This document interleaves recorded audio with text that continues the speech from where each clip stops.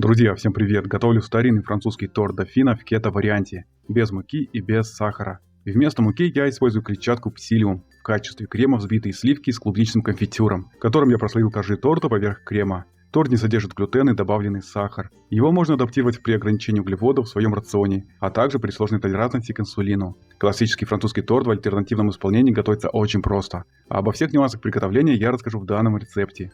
Творожный сыр необходимо разогреть, чтобы он стал мягкий. Я буду прогревать в микроволновой печи. Вы можете подогреть на плите. В теплый творожный сыр добавляю подсластитель и перемешиваю, чтобы творожный сыр стал гладкий, без сырных комочков. Добавляю яйца. Тщательно перемешиваю, чтобы подсластитель полностью растворился. В качестве подсластителя у меня аллюлоза, но вы можете использовать любой подсластитель на свое усмотрение. Вымесить можно все миксером. Я же показываю классический способ приготовления бисквита на торт. Творожно-яичная смесь однородная, подсластитель полностью растворился. Добавляю растительное масло, недолго перемешиваю венчиком. Добавляю псилиум и разрыхлитель. Тщательно быстрыми движениями перемешиваю, чтобы клетчатка полностью разошлась в жидкости. Вместо псилиума вы можете использовать иную клетчатку в больших пропорциях. Просто ориентируйтесь на густоту теста, оно должно быть как у меня. Противень для выпекания смачиваю водой при помощи кисточки. Сверху выстилаю пекарскую бумагу и фиксирую пекарскую бумагу на противне. Тесто распределяю по всей площади противня поверх пекарской бумаги удобной лопаткой. Очень важно заполнить все углы противня, чтобы выпеченный корж имел четкие углы и ровную форму. Противень с тестом убираю в заранее разогретую до 170 градусов духовку на 25 минут. Для ягодного конфитюра я использую свежую клубнику, но можно сделать из другой ягоды, это по желанию. Клубнику пробиваю в блендере до состояния ягодного пюре. В подсластитель добавляю пектин и хорошо перемешиваю венчиком. Переливаю клубничное пюре в сотейник, установленный на плите. Добавляю всю сухую смесь, постоянно помешивая, довожу клубничный конфитюр до закипания. Очень важно готовить конфитюр на умеренном огне, чтобы он не подгорел к дну сотейника. После закипания даю клубничному конфитюру покипеть 3 минуты, активно перемешивая венчиком. Горячий конфитюр перелил в емкость для остывания. Сначала оставляю на столе, а затем убираю в холодильник, чтобы он загустел и стал холодный.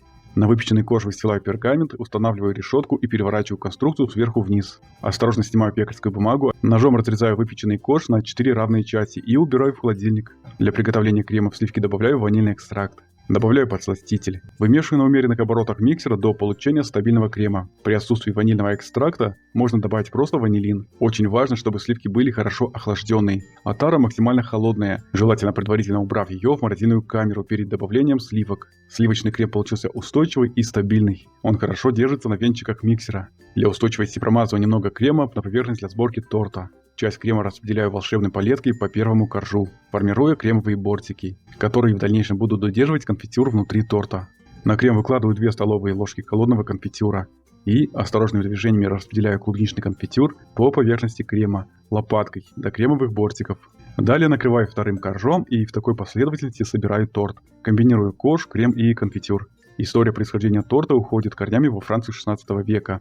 Графиня одного из французских графств дофина потребовала от своего повара приготовить торт «J'attends cremieux au confit», что означает «сливочный торт с клубничным конфитюром». Повар предложил немало усилий, чтобы угодить графине. В тот самый день дегустации торт настолько понравился графине, что она дала распоряжение на всех праздничных мероприятиях подавать его в качестве основного десерта на всех землях своего графства. А после того, как земли графини были захвачены в результате гугенотских войн того времени, которые разрывали Францию, ее судьба так и осталась неизвестна. Но имя графини осталось навека благодаря торту, который продолжает носить ее имя дофина до сегодняшнего дня. Сглаживая, заполняю возможные пустоты волшебной палеткой кремом, который вышел за пределы торта при сборке. Дополнительно оставшимся кремом выравниваю боковины торта. Оставшийся крем распределяю по поверхности торта, разглаживая его волшебной палеткой.